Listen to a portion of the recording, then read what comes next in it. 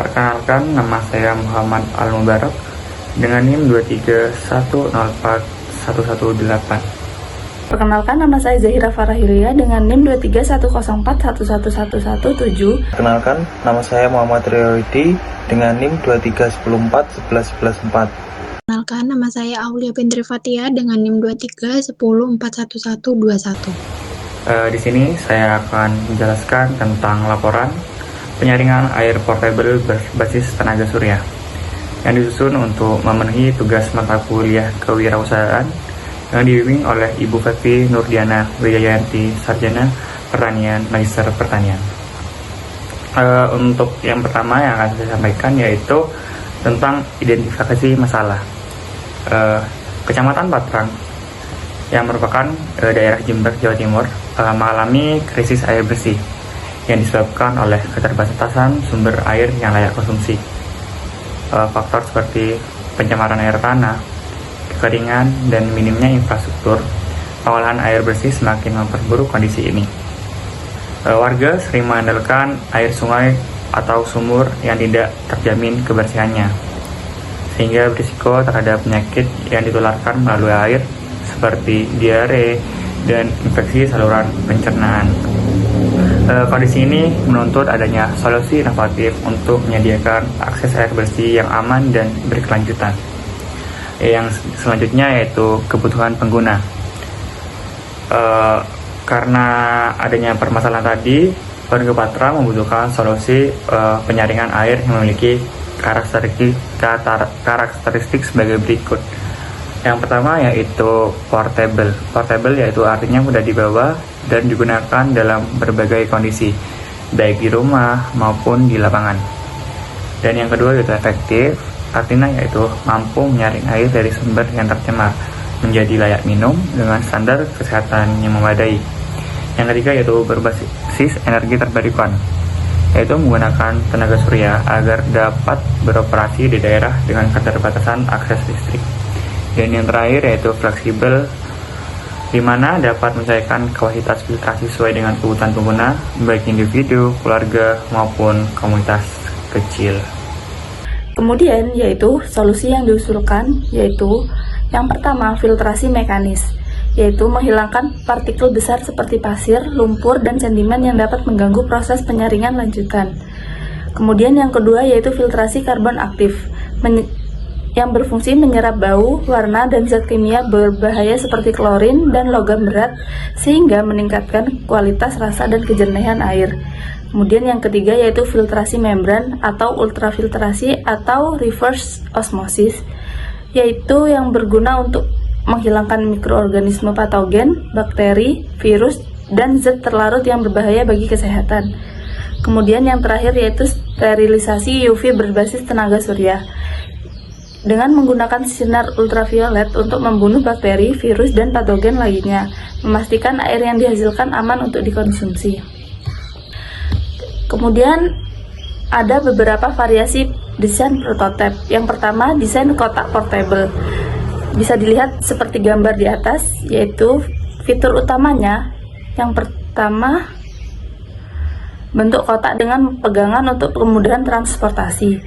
Yang kedua, panel surya di bagian atas untuk penyerap energi matahari.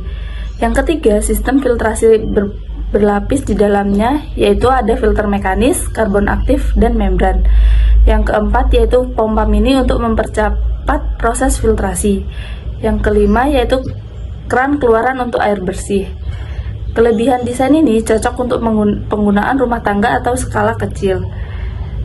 Fungsi setiap bagian satu panel surya menghasilkan energi untuk mendukung pompa dan sterilisasi UV. Yang kedua, tangki air masuk, tempat awal air yang diambil dari sumber tercemar. Yang ketiga, filter mekanis, menyaring partikel besar seperti pasir dan lumpur. Yang keempat, filter karbon aktif, menyerap zat kimia, bau, dan warna dalam air. Yang kelima, membran ultrafiltrasi atau RO, menyaring mikroorganisme, logam berat, dan polutan lainnya. Yang keenam, lampu UV, mensterilkan untuk membunuh bakteri dan virus. Yang ketujuh, tangki air bersih, menyimpan air yang sudah disaring dan siap dikonsumsi. Yang kedelapan, keran pengeluaran, tempat air bersih dikeluarkan untuk digunakan. Desain silinder vertikal. Fitur utama 1. Bentuk tabung tinggi dengan kompartemen filtrasi bertingkat. Yang kedua, panel surya melingkar di bagian atas untuk efisiensi penyerapan energi. Yang ketiga, sistem gravitasi untuk mendorong air melalui berbagai filter. Yang keempat, tangki penyimpanan air bersih di bagian bawah. Kelebihannya yaitu kapasitas air lebih besar, cocok untuk komunitas kecil atau keluarga besar.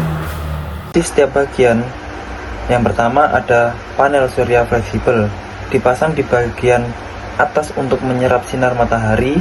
Yang kedua dinamakan saluran air masuk untuk mengalirkan air dari sumbernya ke dalam filter. Yang ketiga, sistem filtrasi bertingkat, terdiri dari filter pasir, karbon aktif, dan membran ultrafiltrasi. Yang keempat dinamakan pompa air, menggunakan energi surya untuk mengalirkan air ke dalam sistem. Yang kelima, lampu UV internal, menghilangkan bakteri dari virus sebelum air keluar. Yang keenam, katup kontrol, mengatur aliran air dan mempermudah perawatan. Yang ketujuh dinamakan saluran air bersih, menyalurkan air yang sudah difilter ke wadah pengguna. Selanjutnya ada desain ransel portable.